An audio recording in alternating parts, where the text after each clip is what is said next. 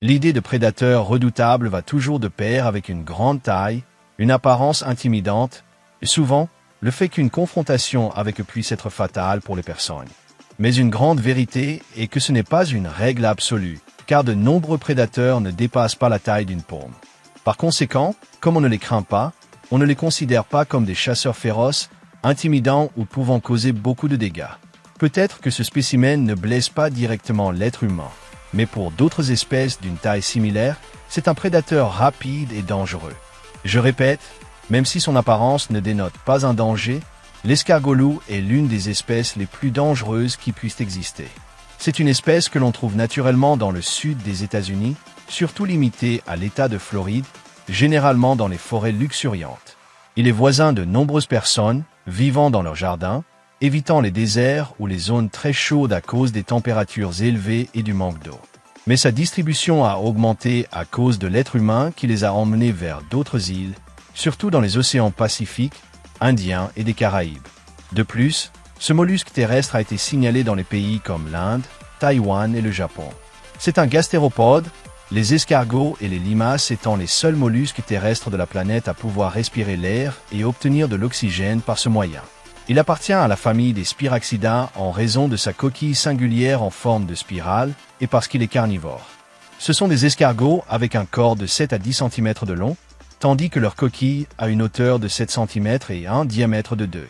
Elle a une forme qui s'affine progressivement vers l'arrière, donnant une silhouette conique, avec une ouverture étroite de forme ovale à demi-lune, normalement de couleur marron clair et gris clair, parfois avec une coloration rose. Leur corps mou est de couleur brun foncé, avec 2 tentacules au-dessus de leur bouche qui touchent presque le sol, leurs yeux étant projetés sur la tête par des appendices tubulaires. Leur partie dorsale musculaire leur permet de se déplacer grâce à la production de mucus pour éviter de se blesser et faciliter leur mouvement. La plupart de leurs organes se trouvent à l'intérieur de leur corps, qui est logé dans la coquille, comme leurs poumons, cœur, reins, estomac, foie, entre autres. Ce sont des animaux hermaphrodites, possédant donc les 2 organes et systèmes reproducteurs qui aboutissent à une même ouverture sous leurs pieds, de sorte qu'il n'y a pas de dimorphisme sexuel. Cependant, pour leur reproduction, ils ont besoin d'un autre congénère, l'autofécondation n'étant pas présente chez cette espèce. Cet escargot est solitaire et on ne voit des groupes que par accident, c'est-à-dire qu'ils se trouvent simplement au même endroit sans interagir. De plus, ils sont actifs à tout moment de la journée, avec de courtes périodes de repos. On sait que l'escargot entre en hibernation pendant les mois d'hiver et émerge en avril-mai dans l'hémisphère nord, passant la plupart du temps à chercher sa nourriture. Ce sont des escargots carnivores, comme mentionné précédemment.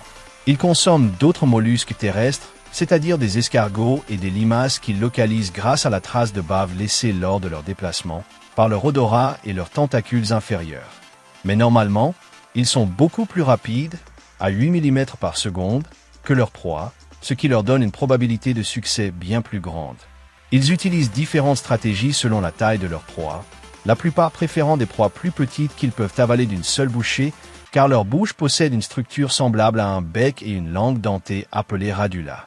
Mais lorsqu'ils sont juvéniles, ils doivent chasser des proies plus grandes qu'eux, attaquant ces escargots en les mordant, provoquant la rétraction du corps de la proie dans sa coquille et un arrêt de la locomotion, empêchant ainsi la fuite. Enfin, ils insèrent leur tête dans la coquille de la proie pour consommer les tissus mous, s'attaquant même à des spécimens 2 à 3 fois plus grands qu'eux. Dès la naissance, ils consomment d'autres escargots pour survivre. On parle parfois de cannibalisme, mais les experts suggèrent que cela n'arrive qu'en captivité et lorsque les escargots sont recouverts de la bave d'un autre escargot servant de proie. Leur reproduction est très curieuse en raison de leurs conditions d'hermaphrodite.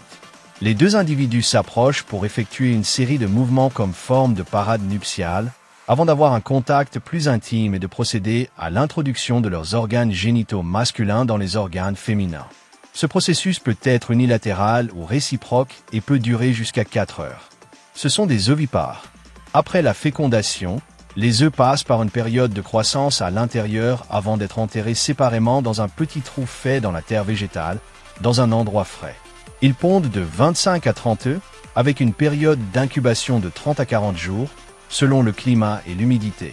À la naissance, les petits sont indépendants et commencent à consommer d'autres escargots peu après. Ils atteignent la maturité sexuelle entre 4 et 16 mois après l'éclosion, moment où ils cessent d'être juvéniles et deviennent adultes. Ce sont des escargots dont l'espérance de vie moyenne est de 24 mois, c'est-à-dire qu'ils ne vivent que 2 ans, laissant un nombre considérable de petits. Cependant, selon la zone, ils ont de nombreux prédateurs, comme les rats, les tenrecs, les cochons et les mangoustes. Mais ils n'en ont pas beaucoup, surtout sur les îles où ils ont été introduits.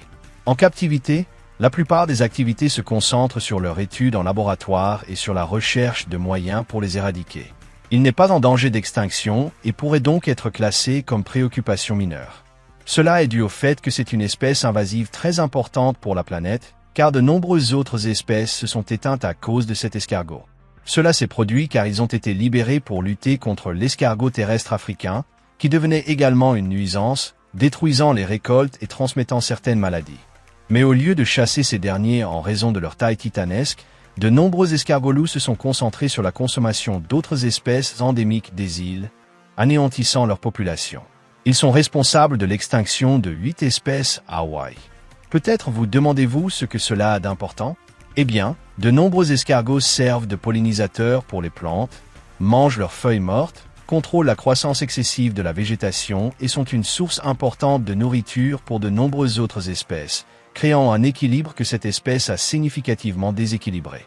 Des mesures de contrôle ont été prises, élevant certaines espèces pour les introduire dans des zones de forêt protégées de l'escargot loup. Cela consiste en une barrière de fer galvanisée avec des auges en plastique remplis de sel, permettant aux escargots natifs de se reproduire dans un endroit sûr, mais sans pouvoir quitter la zone protégée. De plus, le contrôle par des prédateurs a fonctionné, élevant des espèces endémiques qui les chassent. En raison de leur nature de chasseurs, les gens les recherchent comme animaux de compagnie, ce qui est interdit par la loi et leur importation peut entraîner une amende considérable. L'une des 100 espèces exotiques les plus invasives au monde, il peut sembler inoffensif mais peut causer bien plus de dégâts que d'autres prédateurs de taille colossale en comparaison. Voilà l'escargot loup. J'espère que la vidéo vous a plu. Si c'est le cas, mettez un like.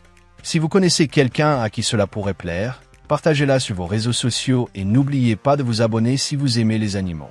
Si vous avez une question, une suggestion ou simplement quelque chose à commenter, n'hésitez pas à le faire dans la boîte de commentaires. De plus, si vous êtes un grand fan de cette chaîne, activez la cloche de notification pour être parmi les premiers à voir les vidéos. Je vous laisse mes réseaux sociaux pour me suivre. Sur Facebook, je publie quelques vidéos et choses intéressantes. Sur Instagram, je publie des photos de choses intéressantes. Et sur Twitter, vous pourrez voir un résumé de toute mon activité que vous trouverez dans la description de cette vidéo. J'ai aussi une page Patreon où les gens peuvent sponsoriser ce projet pour qu'il grandisse beaucoup plus vite. Vous pourrez voir la récompense qui vous convient le mieux ou qui vous plaît, également dans la description. Pour toutes les personnes qui ne comprennent pas l'espagnol, je vous rappelle que vous pourrez profiter de toutes les vidéos sous-titrées en anglais, allemand, français, italien, coréen, japonais, portugais, russe et hindi. Passez aussi sur ma chaîne City Gamer, où je publie des gameplays, des personnages de comics et pratiquement toute idée qui me vient pour en faire une vidéo. Merci beaucoup d'avoir regardé cette vidéo. À bientôt.